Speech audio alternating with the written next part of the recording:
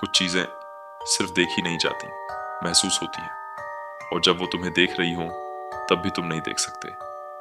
आरव एक young architect था।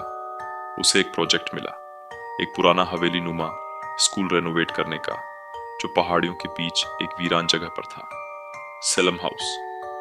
लोगों ने बताया कि वहां कभी एक अनाथालय हुआ करता था, जहां आग लग गई थी और सारे बच्चे जलकर मर गए थे।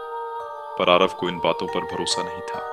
उसने सोचा, डर भी एक बिजनेस है और अफवाहें उसका एडवर्टाइजमेंट। जब वो पहली बार स्कूल पहुंचा तो वहां का माहौल अजीब था। कमरे बड़े, लेकिन हवा ठंडी और भारी।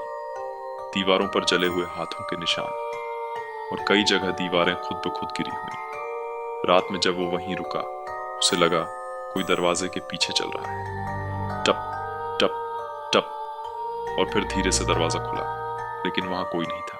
उसने सोचा, थकावट होगी। अगली रात आरव को बच्चों की हंसी सुनाई दी। ही, भागो। वो उठा और चारों तरफ देखा, कोई नहीं। फिर उसने देखा क्लासरूम नंबर 7 का दरवाजा खुला था। ये वही कमरा था जहां सबसे पहले आग लगी थी। जैसे ही वो कमरे के अंदर गया, वहां एक पुरानी टीचर की डेस्क पर एक डायरी पड़ी थी।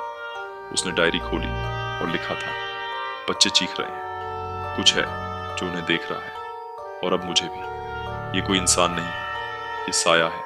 आग नहीं लगी, वो खुद आग बन गया। आरव ने जैसे ही डायरी बंद की, सामने की खिड़की से देखा, एक लंबा काला साया पेड़ के नीचे खड़ा, बिना चेहरे के, बस एक धुआं, और अगले ही पल वो गायब। लेकिन साया अब पीछा कर रहा था। आरव जहां जाता, शीशों में उसकी परछाई के पीछे एक और परछाई होती, कभी बाथरूम मिरर में, कभी खिड़की में, और कभी तो सीधे उसके पीछे खड़े होकर सांस लेता महसूस होता। एक स्थानीय बुजुर्ग ने बताया, साया कोई आत्मा नहीं, वो डर है जो बच्चों की मौत से पैदा हुआ। वो उन बच्चों का दर्द है जो जिंदा जल गए थे, और अब जो भी उस स्कूल की जमीन पर आता है, साया उसे अपना बना लेता है। आरव ने वहां से जाने का फैसला किया, लेकिन अब बहुत देर हो चुकी थी। आरव ने स्कूल छोड़ा, लेकिन साया ने नहीं। अब उसके साथ हर जगह वो परछाई जाती। आरव धीरे धीरे चुपचाप रहने लगा। उसे हर समय बच्चों की हंसी, चलने की आवाजें और मिस क्लारा की चीखें सुनाई देती। एक दिन उसके अपार्टमेंट में पुलिस ने जब दरवाजा तोड़ा, वो दीवार पर कुछ लिख रहा था, खून से। अब वो मुझे देख रहा है, और अगला तुम हो।